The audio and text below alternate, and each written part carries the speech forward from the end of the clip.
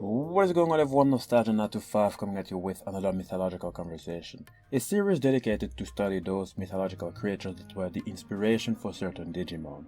And in this episode we are going to take a look at the creatures that inspired the making of Ophanimon, one of the most powerful celestial Digimon, one who imparts the loving and merciful side of God.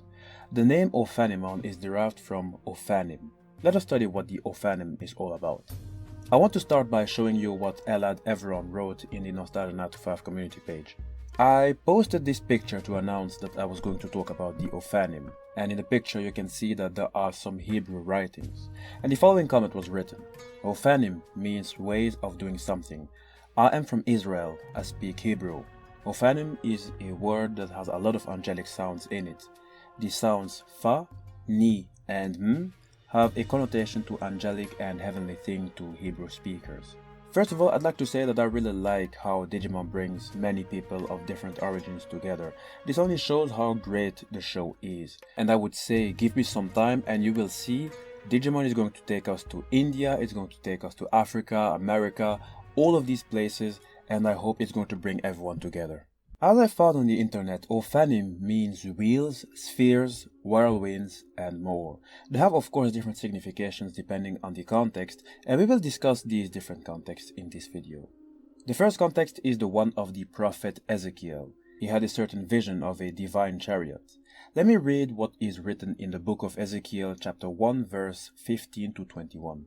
As I looked at the living creatures, I saw a wheel on the ground beside each creature with its 4 faces. This was the appearance and structure of the wheels. They sparkled like topaz, and all 4 looked alike. Each appeared to be made like a wheel intersecting a wheel. As they moved, they would go in any one of the 4 directions the creatures faced. The wheels did not change direction as the creatures went. Their rims were high and awesome, and all 4 rims were full of eyes all around. When the living creature moved, the wheels beside them moved, and when the living creatures rose from the ground, the wheels also rose. Wherever the spirit would go, they would go, and the wheels would rise along with them, because the spirit of the living creature was in the wheels. I guess it does sound a little bit mysterious. Sure, from this context we know that there are wheels used for a certain thing for transport, highly likely a chariot. It is, however, quite difficult to understand what creatures they are talking about, so I had to dig a little deeper to find some explanations, and I did find some answers that I think are right, so I will share it with you. First of all, let us talk about the living creatures that were mentioned. It is in fact a reference to the structure of the chariot. The base is composed of 4 beings with a likeness of a man, and these beings, called the living creatures, have bodies looking like the one of a human being, but each of them has 4 faces, corresponding to the 4 directions the chariot can go. And those faces are that of a man, a lion, an ox, and an eagle. 4 angels with each of them having 4 faces makes a grand total of 16 faces. And those mysterious heavenly creatures are actually called cherubim. And cherubim is the plural of cherub, which is one of the unearthly beings who directly attend to God. Now in that divine chariot, below the feet of the cherubim are other angels that are shaped like wheels. And these wheel angels, which are described as a wheel inside of a wheel, are called Ophanim. And these wheels are not directly under the chariot, but are nearby and along its perimeter. So to repeat it for your understanding, the prophet Ezekiel had a vision in Babylon as one of the Israeli captives in exile. His vision reveals a divine throne chariot of the heavens. A deity would traverse the heavens in its chariot throne, inspecting its domain and exercise authority over it. And the wheels supported the chariot throne, those same wheels also known as the Ophanim. The 4 wheels move with the cherubim because the spirit of the cherubim is in them, so there is a certain cooperation between the 2.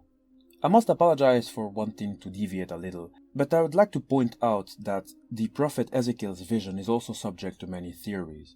When looking at the story through the lens of modern technology, some would believe that there is a possibility that our ancient ancestors were actually visited by an advanced race rather than gods.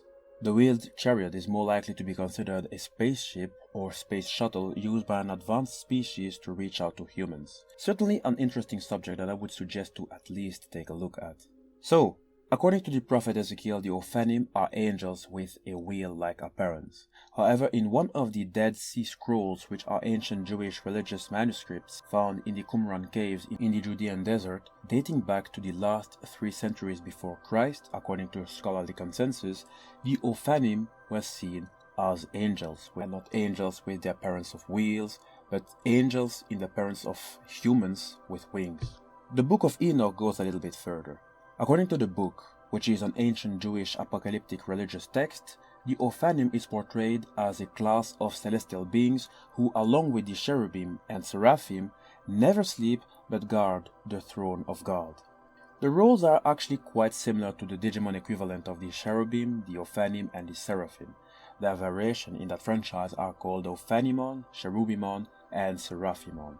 And because we are talking about the Ophanim, I would like to discuss the design of Ophanimon, because when you take a closer look, it is in fact a mixture of the Prophet Ezekiel's vision of a holy chariot and the Ophanim as described in the Book of Enoch. Ophanimon has 10 golden wings, which means that it belongs to the highest rank in the Digimon angelic hierarchy.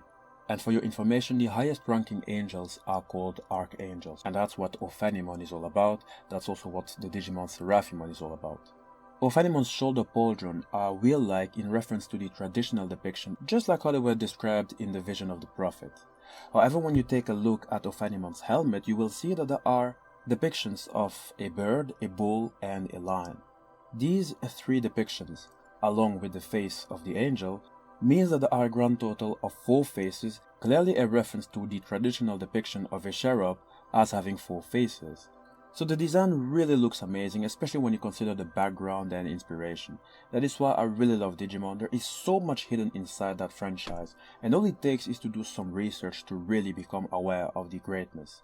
I'd like to add 2 more aspects before bringing the video to a close. As I said in the beginning, Ophanimon represents the merciful side of God. That inspiration is drawn from the mythological Archangel Raphael, which also inspired the making of Ophanimon.